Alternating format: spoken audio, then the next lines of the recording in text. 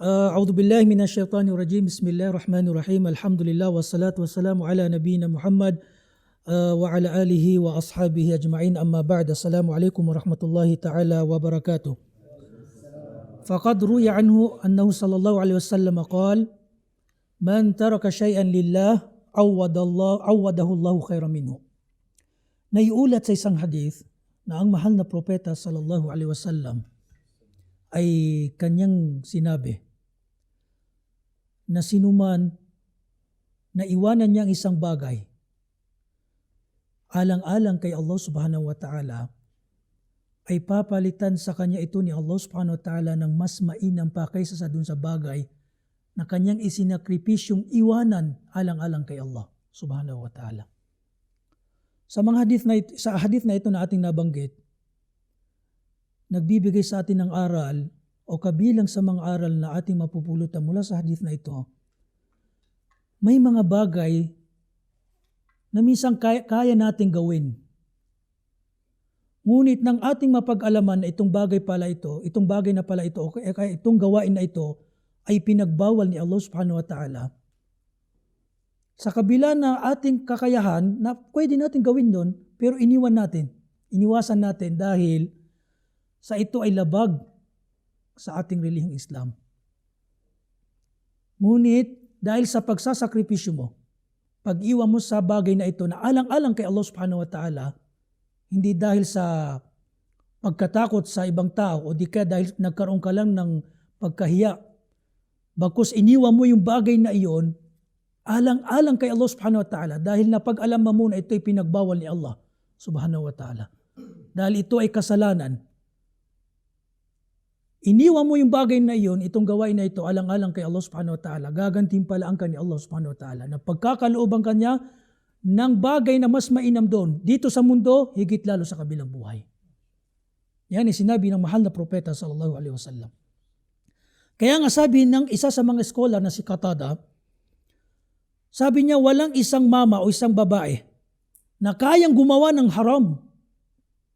Pagkatapos iniwan niya ito, alang-alang kay Allah subhanahu wa ta'ala dahil sa pagkatakot kay Allah subhanahu wa ta'ala, papalitan sa kanya ito ni Allah subhanahu wa ta'ala ng kabutihan dito sa mundo, higit lalo sa kabilang buhay. Papalitan sa kanya ng mas mainam, sabi ng mga scholar. Ng mas mainam dito sa mundo, higit lalo sa kabilang buhay. Dahil kanyang iniwasan yung bagay na meron siyang kakayahang gawin. Pero iniwan niya dahil ito ay labag sa katuruan ng relihiyong Islam.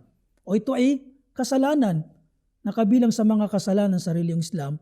At ang nagtulak sa kanya para iwanan yun dahil sa takot niya kay Allah subhanahu wa ta'ala. Kaya gagantipalan yun ni Allah subhanahu wa ta'ala ng mas mainam pa. Papalitan sa kanya ni Allah subhanahu wa ta'ala. Katulad ng nabanggit sa Hadith al-Qudsi, na naiulat na sinabi ng mahal na propeta sallallahu alaihi wasallam na ang Allah subhanahu wa ta'ala ay kanyang sinabi, "Idza arada ay abdi an ya'mala sayyi'atan fala taktubuha alayhi hatta ya'mala," ila akhir al-hadith. Sabi niya, kapag nagnais ang aking alipin na gumawa ng kasalanan o kasamaan, huwag niyo munang isusulat sa kanya hanggang sa ito'y gawin niya. Kapag kanyang ginawa, isulat niyo ng katulad niya na isang kasamaan lamang. Wa in tarakaha, ito yung punto sa hadith. Wa in tarakaha min ajli faktubuha lahu hasanah. Kapag iniwan niya itong bagay na ito, itong kasamaan na ito, min ajli, alang-alang sa akin. Sabi ni Allah subhanahu wa ta'ala sa hadith al-Qudsi, faktubuha lahu hasanah. Iniwan niya yung bagay na kasalanan yun, alang-alang sa akin, isulat niyo o aking mga anghel na kabutihan para sa taong yun. Nakita niyo, gagantimpalaan ka ni Allah subhanahu wa ta'ala sa pag-iwan mo sa mga ipinagbawal niya. Kapag yung taong naghangad na gumawa ng kasalanan, pagkatapos na pag-isip niya na ito pala yung pinagbawal at isusulat to ng mga anghel mula sa aking mga talaan ng aking mga gawain. At nakikita to ni Allah subhanahu wa ta'ala. Kapag kanyang iniwan, itong masamang gawain na ito, ipapasulat ni Allah subhanahu wa ta'ala na isang kabutihan sa atin. Wa idza arada an ya'mal hasanatan falam ya'malha faktubuha lahu hasanah. Kapag siya nagnais na gumawa ng isang kabutihan at hindi niya ginawa, ipasulat niyo ang isang kabutihan para sa kanya. At kapag kanyang ginawa itong ninais niya o hinangad niyang mabuting kabutihan, ano sasabihin niya Allah? Dodoblehin niya Allah subhanahu wa ta'ala ang gantimpala. Faktubuha lahu bi'ashari amthaliha. Isulat niyo ang isang kabutihan na katumbas ng 10 kabutihan hanggang sa 700 dobleng-dobleng kabutihan, sabi ni Allah subhanahu wa ta'ala. Napakaraming halimbawa na banggit ng ating mga scholar na nagpapakita na kung ang isang tao ay iwanan niya ang bagay na ipinagbawal ni Allah subhanahu wa ta'ala o kaya iwanan niya ang bagay alang-alang kay Allah subhanahu wa ta'ala, papalitan ni Allah subhanahu wa ta'ala ng mas mainam sa kanya. Napakaraming naisalaysay na kwento hinggil sa mga nauna at sa panahon natin. Kabilang doon yung nabanggit ni Allah subhanahu wa ta'ala na kwento hinggil kanino? Kay Prophet Sulaiman alayhi salam. Si Sulaiman o si Solomon o si Sulaiman alayhi salam nabanggit sa Surah As-Sad, verse 30 hanggang sa verse 36. Nabanggit na si Sulaiman alayhi salam ay masyado siyang nagagalak o kaya masyado niyang minamahal yung mga kabayo niya na ginagamit sa jihad. Landas ni Allah subhanahu wa ta'ala, mga knights, mga khayl, mga kabayo niya. Napakarami daw, sabi ng mga historian. May isang pagkakataon, isang araw na naabala siya ng kanyang mga kabayo. Hanggang sa lumubog ang araw na hindi siya nakapagsala ng salah. Dahil sa pagkaabala niya sa mga kabayo na ito. Alam niyo kung anong ginawa ni Prophet Sulaiman alayhi salam dahil sa pagsisisi niya. Dahil naging dahilan ang kanyang mga kabayo para maiwanan niya yung isang salah. Para lamang sa pagbabalik loob niya kay Allah subhanahu wa ta'ala, anong ginawa niya? Ipinakatay niya lahat itong mga kabayo niya. Ikinatay niya alang-alang kay Allah subhanahu wa ta'ala. Pero sabi ng mga scholar, sa panahon ni Solomon, ipinahintulot ang ganitong batas. Pero ang punto doon, isinakripisyo ni Sulaiman alayhis salam itong mga minamahal niya. Okay, ginugusto niya, labis niya ginugustong mga kabayo. Na parang niyang napagtanto na maring itong mga kabayong ito nakakapaghadlang sa akin sa pag-aalaala kay Allah subhanahu wa ta'ala, kaya isasakripisyo ko sa landas ni Allah subhanahu wa ta'ala, kakatayin ko to. Anong iginandimpala ni Allah subhanahu wa ta'ala sa kanya na nabanggit sa Surah As-Sad? فَسَخَّرْنَا لَهُ الرِّيحَ تَجْرِي بِأَمْرِهِ رُخَاءً حَيْثُ أَصَابَ. Binigyan namin ng kapangyarihan, kakayahan na kontrolin ang hangin. Saan man dako pumunta. Subhanallah.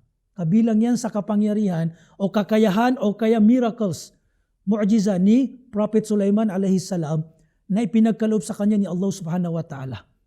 Dahil sa napakalaking ginawa niya, na kanyang isinakripisyo yung bagay na kanyang minamahal o kaya ginugusto, alang-alang kay Allah subhanahu wa ta'ala. Kaya yun ang iginantimpala sa kanya ni Allah subhanahu wa ta'ala. Kabilang din sa mga halimbawa, ang mahal na propeta sallallahu alaihi wasallam at ang kanyang mga sahaba. Iniwan nila ang Makkah. Iniwan nila ang kanilang mga pamilya, ang kanilang mga tahanan, ang kanilang mga ari-arian. Alang-alang kanino? Alang-alang kay Allah subhanahu wa ta'ala. Sila'y naghijra mula sa Makkah patungo sa Madina. Iniwan nila ang Makkah, lahat ng mga bagay na kanilang minamahal. Sila ay naghijra, lumipat sa Madina alang-alang kay Allah subhanahu wa ta'ala. Dahil sa pagsasakripisyo na ito, pinalitan sa kanila ni Allah subhanahu wa ta'ala ng mas mainam pa ng ibabaw ng Islam. Sila ang naging mga leader, mga pinuno sa iba't ibang lugar. Subhanallah. Katulad din sa isang kwento na yung isa sa mga sahabi na bumaba, yung isang naipahayag yung isang aya, alang-alang lamang sa kanya. O hinggil sa ginawa niyang munting gawain. Sino to? Si Suhaib. Suhaib ar-Rumi radiyallahu anhu. Kalugdan nawa siya ni Allah subhanahu wa ta'ala. Na nung siya'y naghihijra, sinalubong siya, hinabol siya ng mga kuffar Quraysh. Hinabol siya ng mga kuffar Quraysh. Sabi niya, hindi ka makakaalis sa lugar na ito. Ano sinagot sa kanila ni Suhaib? Dahil si Suhaib ay isa sa kabilang sa mayaman sa lugar ng Makkah, sabi niya, pabayaan niyo lang mga kong umalis, sa inyo na lahat ng aking mga ari-ari ang iniwan sa lugar ng Makkah. Alam nila. Pabayaan niyo lang akong magpatuloy sa aking hangarin na maghijra. Pumunta sa Madina, sa inyo na itong mga ari-ari ang naiwan ko. ari-ari, ano pa mang ari-ari ang naiwan ko sa lugar ng Makkah. Sa inyo na, pabayaan nyo lang ako. So nung pinabayaan nila, kasi napakalaking ari-arian yun, pinatakas nila, sabi nila, isang sahabi lang mang to, isang tao lang, pakawalan na natin, at malaking benepisyo sa ating itong mga ari-arian niyang iniwan.